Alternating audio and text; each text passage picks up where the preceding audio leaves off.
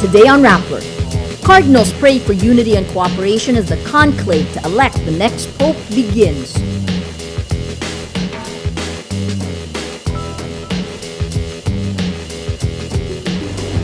The government scrambles to assist refugees from Sabah as more than 1,000 Filipinos return to the Philippines.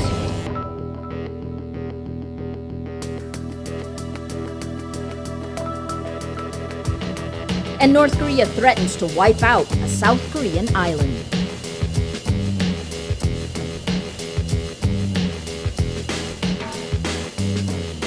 Hello, I'm Maria Ressa.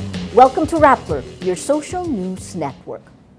Cardinals gather in the Vatican Tuesday for the conclave that will elect the next leader of the Catholic Church. The 115 cardinal electors assemble in the Sistine Chapel, where they'll be completely cut off from the outside world until they find the 266th Pope.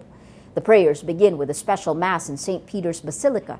In the homily, Dean of Cardinals Angelo Sodano calls for church unity and cooperation. He says the last popes have been, quote, tirelessly promoting justice and peace, and hopes the future pope will continue the work on the world level. He adds, quote, let us pray the Lord will grant us a pontiff who will embrace this noble mission with a generous heart. The Cardinals will hold a first round of voting later on Tuesday, but the Vatican said it expects the smoke from the burning of the ballots to be black, indicating there has been no decision. The smoke turns white if a pope is elected, and the Cardinal accepted his nomination.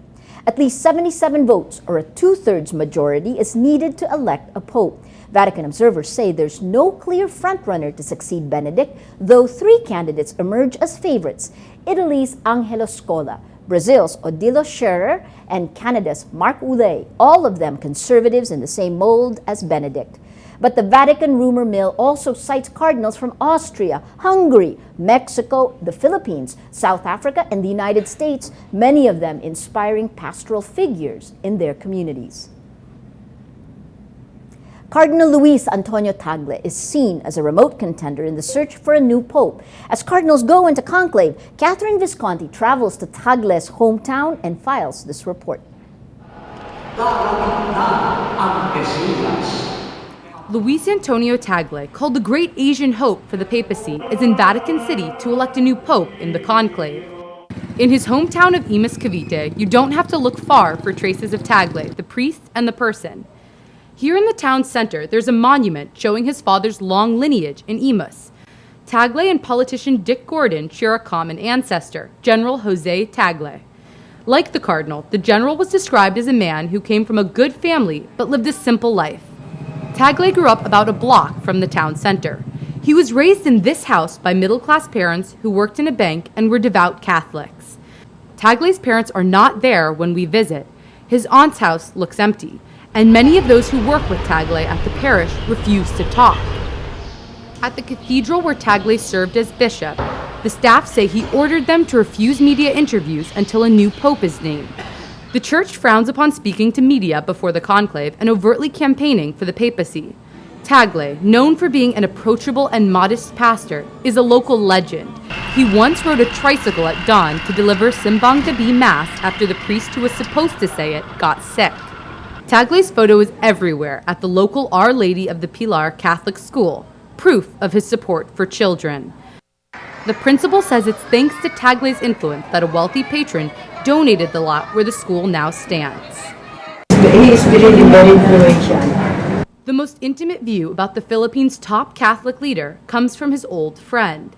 He says that even as a teenager, Tagle was disciplined. I guess he's the more disciplined one amongst us, because he would always put a time limit when we hang out.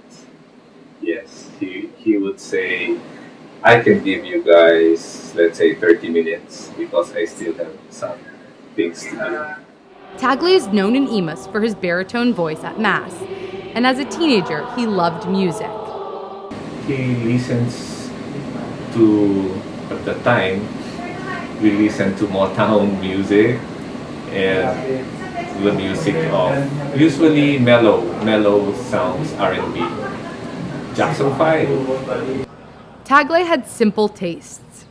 Feast on pandesal and sardines. That's all we eat at that time. It's clear that the simple, disciplined, and kind Cardinal has endeared himself to Imus. But will the Vatican love him as much? Catherine Visconti, Rappler, Imus Cavite. The Philippine government prepares to assist refugees from Sabah following the standoff between Malaysian security forces and Filipino gunmen. Officials from the Departments of Social Welfare, Agriculture, Trade, and Interior and Local Government meet in CAMERAMAN as they expect the return of thousands of Filipinos to the country. Interior Secretary Mar Roxas says 1,500 have returned. He adds, "We don't know when evacuees will flock back. It's possible that tomorrow there will be 10,000 right away." DSWD Secretary Dinky Soliman says there are teams in Lahad-Datu, Sabah, to check on Filipinos in evacuation centers there. The ARMM rushes to remedy the situation as supplies run short in Tawi-Tawi and more refugees from Sabah arrive. Angela Kasaway reports. Congestion is not a problem in Tawi-Tawi evacuation centers. Evacuees from Sabah choose to go back to their hometowns as soon as they can. The situation calls for a different form of crisis management. The provincial government provides them with a meal upon arrival and then gives the returnees cash for their travel back home. Of the estimated 1,500 Filipinos who fled Sabah, about 250 are in Tawi-Tawi. Some 500 evacuees from Taganak Island are also expected to arrive in Bongao this week. Ngayon ka po kaya pa namin. Kung tuloy-tuloy ito, maybe makarating na tayo sa number na hindi natin kaya. Request na sa government to come and rescue us. A week after the first batch of evacuees arrives in Bongao, Crisis Management Team of the Autonomous Region in Muslim Mindanao consolidates efforts to manage arrivals. Autonomous Region in Muslim Mindanao Governor Mujib Hataman flies in. The Interior and Local Government and Social Welfare Departments take turns tracking the arrivals and assist the evacuees. The government wants to closely monitor prices, which are rising in Tawi-Tawi after being cut off from Sabah, its most accessible source of supplies. To mitigate the price increase and prevent a food shortage, the National Food Authority will monitor rise in food consumption and augment the shortfall. Ano ang actual consumption and requirement ngayon, given yung crisis, dahil yun yung gusto nating punuan para hindi tayo magkakaroon ng food shortage dito sa Tawi-Tawi. The provincial government says there is no food shortage in Tawi-Tawi. Not yet anyway. They also say there is no need to declare a state of calamity. But they also know the government needs to act fast to prevent these fears from becoming a reality. Angela Kasaway, Rappler, Tawi-Tawi. Filipino gunmen in Sabah shoot a Malaysian soldier Tuesday, the first military casualty since security forces launched an attack a week ago to end the standoff between Malaysian security forces and the Filipino group claiming Sabah. The Malaysian Armed Forces chief says 3 gunmen also died in the shootout. Malaysian police confirm one of the leaders of the Filipino claimants, former Moro National Liberation Front commander Haji Musa, was killed in earlier clashes. The controversial Team Patay and Team Buhay posters are now in churches in Cebu, the largest diocese in the country. The posters campaign against pro-reproductive health law senatorial candidates. The diocese denies it is responsible for the tarpaulins. Witnesses say a group of laymen distributed the posters in several churches over the weekend. Cebu has 2 versions of the posters, one that lists pro-RH and anti-RH candidates, and another that urges voters to reject pro-RH candidates who, quote, voted for the controversial RH bill that is unconstitutional, immoral, and promotes a culture of death. Aside from Cebu, 5 other dioceses followed the Diocese of Bacolod in distributing the posters. North Korean leader Kim Jong-un threatens to wipe out a South Korean island. Military tension on the Korean peninsula rises to its highest level in years, with the communist state threatening nuclear war in response to UN sanctions imposed after its third atomic test last month.